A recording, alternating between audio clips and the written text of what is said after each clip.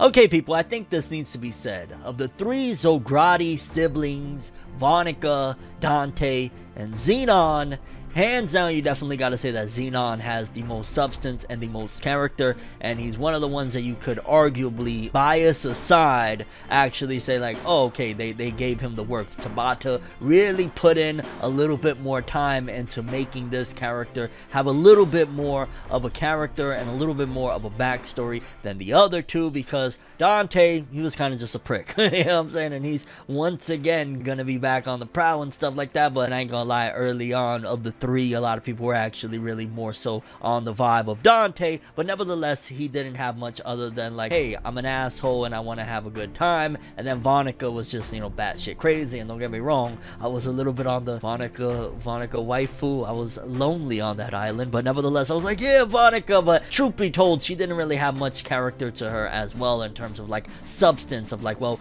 who is she other than just this batshit Zaraki Kenpachi fight hungry character? What made her that way? How did she get to that point? It didn't really have much to her. However, there's a very big difference, and this chapter showcased just that with Zenon of the Dark Triad, because yeah, this chapter, it blew open a lot of things. It showcased yet again some of Tabata's appreciation for D. Gray Man with Alan Walker. No, he wasn't Alan Walker, but Alan. It gave Tabata a chance to showcase once again Asta's original character design in Black Clover with Alan, and in general, it blew open Xenon's past and kind of what led him to where he's at, and also set up some foreshadowing for potentially a big reveal for a character down the road. So a lot to talk about. I guess without further ado, people, let's talk a little bit about that Black Clover greatness. Let's do it. No matter how you move, get it done. No matter how you move, get it done. No matter how you move, get it done. No matter how you move, get it done. Okay, so the chapter picks up from where the last one left off, where Yuno is readying his newfound power, this bow and arrow, to strike against Zenon, and ultimately lets loose this weapon and seemingly blast straight through Zenon, which I was like, okay. I thought there was going to be something a little bit more there. I thought maybe Zenon was going to get desperate and turn around and grab on to Longris or some shit like that. I thought it was about to be something extra before the actual blow, but he actually gets hit straight through the chest, and he looks actually shocked. So definitely you can see that this caught him off guard. He didn't expect this to actually happen. He didn't expect to take this blow, and ultimately they got the better of him. Like, yeah, Longris was struggling for dear life to give Yuno those 3 minutes of time, but it actually worked, and Zenon actually caught a little bit of an L at the very least at that particular point, because it went through, and again, his facial expression said everything, because he says, what speed to think it's possible to run through this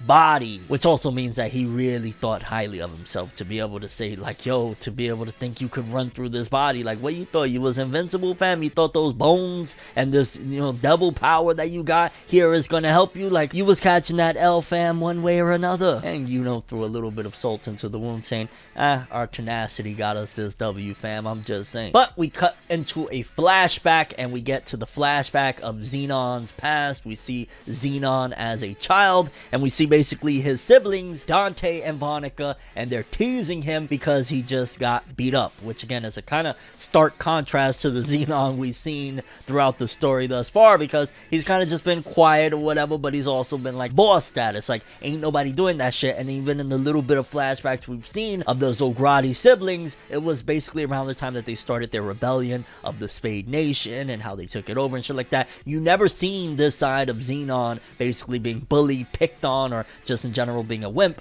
which honestly, it was a very big parallel to the past that we've seen of Yuno and Asta. Like this whole thing, which we're going to get into it as we continue, but looking back now, and it kind of just clicked to me as well, this part of, I remember, if I'm not mistaken, from Yuno's backstory, wasn't Yuno also like a crybaby wimp, and wasn't he bullied as well? So it was literally almost like a remake in a sense, or just a different outcome type of telling of Asta and Yuno's backstory. This is basically like I hate to always use it as a comparison, but fuck it, why not? It's easy to do. Obito being that other route of Naruto, it looks like that's what Tabata was going with this, because again, even early on, as soon as we see the flashback, the first thing you see is that Zenon is kind of getting bullied and whatnot, similar to how Yuno was. However, Zenon and the Zogratis had another sibling, an older brother that was older than them, and he was apparently in a wheelchair as well. He goes up to him and he basically tries to calm Zenon down and basically give him a little bit of a pep talk, so to speak, basically telling him, don't worry, you're the most just like me, and you're the one out of the three of y'all that has the most aptitude to be a devil host. Basically, you're better than them when it comes to being a devil host, and he was seemingly trying to mold him into being that, which just seems to be a common theme among the Zogratis, that somebody kind of coerced them, well, except Monica. Monica is just, again, crazy or whatever, but that was also something that I noticed as well, that there was some coercion at the very least within this one, especially though this brother, that I'm wondering why Tabata decided to keep him shadowed out. That was something that it could just be an artistic choice. It could just be that he's not necessarily going to be important down the road. I would like to think that Tabata has more plans for him and that we're going to see him at some given point. It could be that he looks just like Yuno and there's going to be a big twist again where Zenon and Yuno are somehow, some way brothers, whether it be that, there's an adopted thing going on. It could be that they're cousins. It could be something there. That's why Tabata ain't showing him. I thought of something crazy that I'm gonna just throw in here. What if there's a possibility that that older brother that was, coaching him and whatnot, what if that was Damnatio? I know you're probably thinking, Fornev, and I know it is crazy, and more than likely it's not Damnatio at all, but I thought, like, well, he was so adamant, going back to the arc where he was introduced, he was so adamant of the scales of justice, getting rid of this devil, and no, there's no way that a devil could be good, and yada yada, and he wanted to get rid of this Asta kid that looks similar to the kid in the flashback that has a connection to his brother, and I don't know, it just kind of made me feel a certain way. I was like, what if that's Damnatio? Again, maybe nothing. Maybe I'm totally off on that, but even character design wise, in terms of the silhouette, it could match. It could match, but I digress. Then we cut again and we see yet again, damn, Zenon, you was down bad, huh? He was getting bullied yet again by some other kids. They were making fun of his bone powers, and they thought they were the shit because essentially their parents were, like, I think a part of the defense force, something like that, so they thought they were awesome and they were bullies and they were whipping his ass, which again, it's crazy stark contrast to what Zenon becomes, because he's just been a cool dude in terms of the way he comes across, not in terms of, like, he's an evil piece of shit. Those Zogratis are nuts, but he has a cool demeanor, so to speak, and yet in his past this is what he was, a punching bag, a Takamichi from Tokyo Revengers, hey, no. And just as the bully is talking about slaying him and shit, like, oh, my parents are part of the defense force, I'm gonna slay him, they get hit with flames, and Asta's original character design shows up in the form of this kid known as Alan. And in case you don't know, the author of Black Clover seemingly is a big D. Grayman fan, because Tabata's previous work, Hungry Joker, was seemingly very inspired by D. Grayman, and that's probably why that character was called Alan. And the kid in general just looks very similar to Asta, and he saved them, and he, is basically defending him, saying, what's so bad about having different powers and things like that, in reference to Zenon having that bone power and them picking on him, just standing up for him, being a good stand-up dude, which again is a very big parallel to something that we've seen in the past of, when Asta did that for Yuno. And it's even so eerily similar to the fact that those kids that were bullying them were part of the defense force, and kind of how, like, in the Clover Kingdom, the hierarchy of the mages and how they look down on commoners and shit like that. Probably, I wouldn't even be surprised if this was originally the idea, the initial concept that Tabata had for their backstory, and then he tweaked it a bit and editors came in and changed it a little bit to make it that, oh, no, this is what we ultimately got, but maybe this was his original idea of what their backstory was going to be, and again, it just got slightly morphed. Maybe, who knows, if the Spade Nation in general, this whole idea was initially what Black Clover was meant to be. I don't know. And then Alan proceeds to give us exposition of what the life was like at that particular point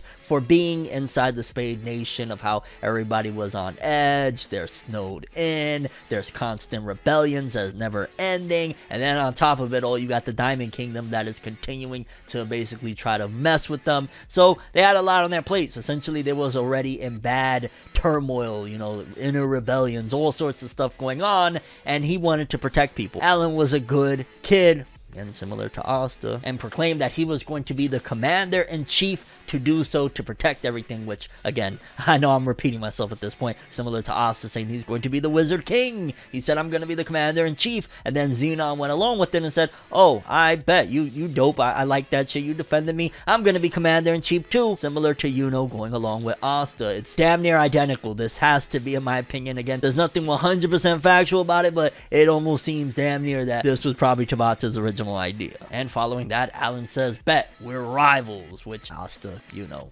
Zenon, Alan. Yeah. And here's right here where everything was set up for what's to come, because following that, Zenon went to his brother, which, a little bit of time passed. You see them training and whatnot, and ultimately those ideals that Alan had was really heavily instilled in Zenon, to the point that he goes to his older brother, the one that was in the wheelchair, and told him, sorry, I don't want to be a devil host. I'm not into this dark shit that you're into. I want to be a commander-in-chief, which I have no doubt in my mind that older brother was the one that set up everything to come with, summoning the dungeon that had the devil inside of it. That's just my opinion, but I'm almost damn near 99.9% certain that that's what actually happened. If he would have never, did that shit, I don't think that, dungeon would have showed up and the devil and all that jazz. I'm pretty sure that older brother is responsible for what happens, later on with Alan. Because time passed and both of them managed to make it to the defense force, again, solely on their quest, similar to Asta and Yuno getting a part of their squads of being a part of the Golden Dawn, and, Asta being with the Black Bulls. They both made it at the defense force at that particular point. And even a step further, okay, I'm gonna stop saying it. Yes, it's very similar. I'm not gonna say it one more time,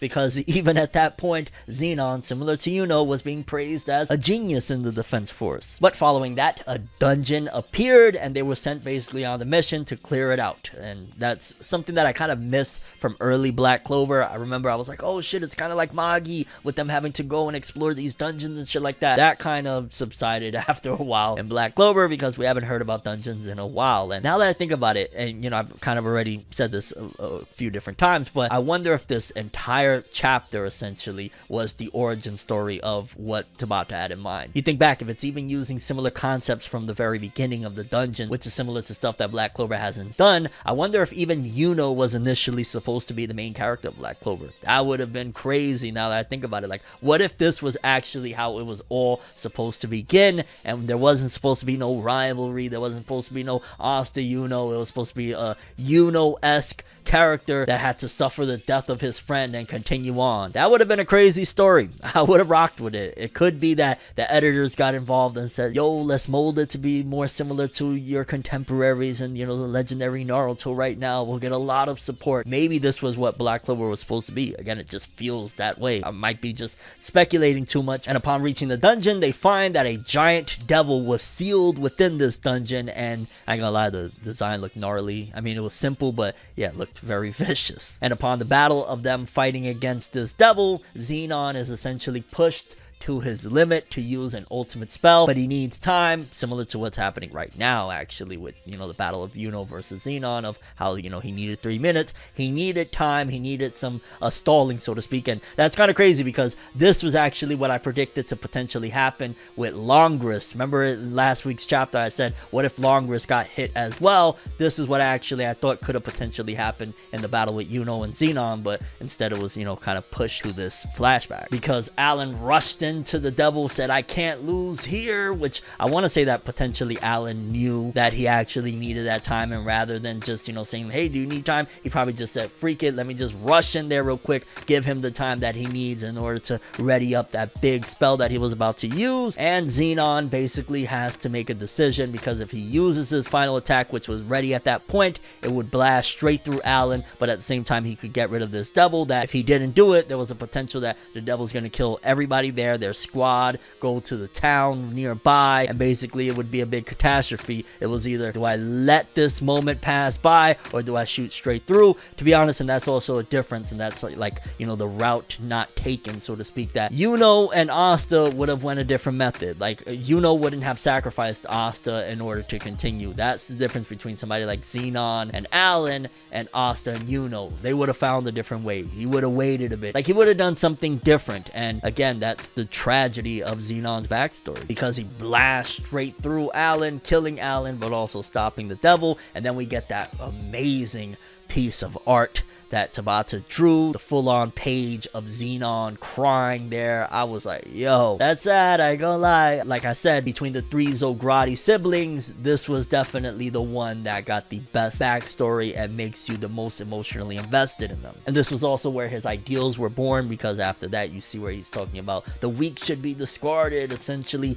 might is right. And he's, you know, still with those ideals in his mind as he's fighting this battle against Yuno. And that's also what pushed him to actually want those devil powers, because he's like, even if an ordinary, you know, devil was to have that type of capability, it would be insane. And he went to that, you know, he went to the dark side, so to speak. He sought out Orochimaru. He went to his big brother and ultimately asked him, like, yo, can you give me that power? I want to be a devil host, which that was all according to plan. Again, I have no doubt in my mind that the older brother orchestrated that dungeon for that devil to pop up in there, orchestrated for Alan and him to go there, orchestrated the entire scenario so that his brother could come back to him and be the devil host. Because remember, the older brother said early on, you are the one that's most like me, you're the one that's the best suited to be a devil host, opposed to Monica and Dante. This is what he wanted. And we cut to, which I want to say that was the present time. At the same time, it was supposed to like link up perfectly, because he says, Beelzebub, let's make a deal, which also reveals that his devil is Beelzebub, which is crazy, because so we had Magicula for Vonica,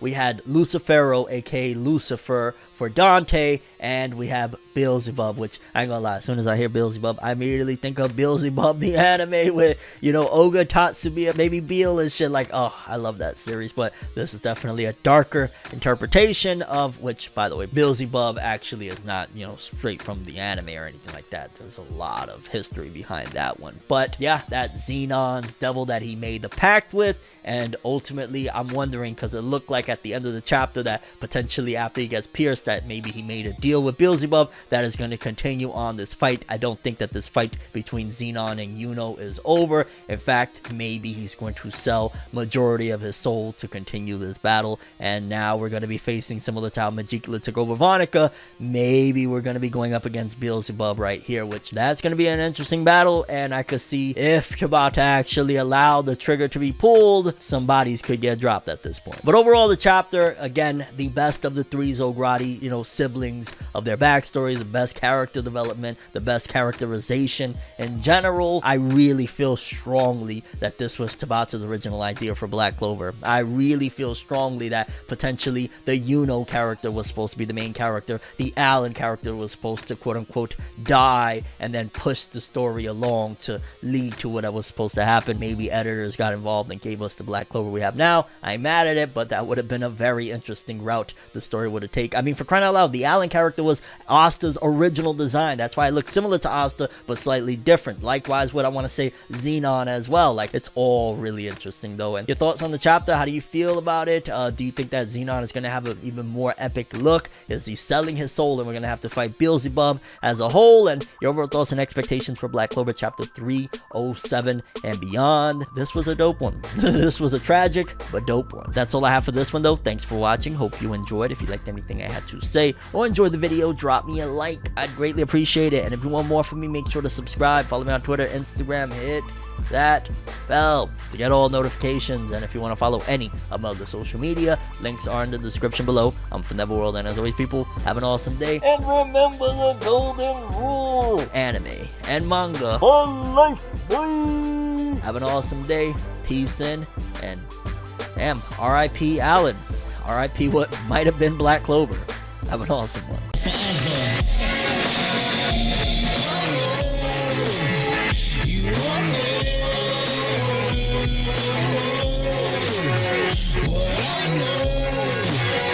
So just go to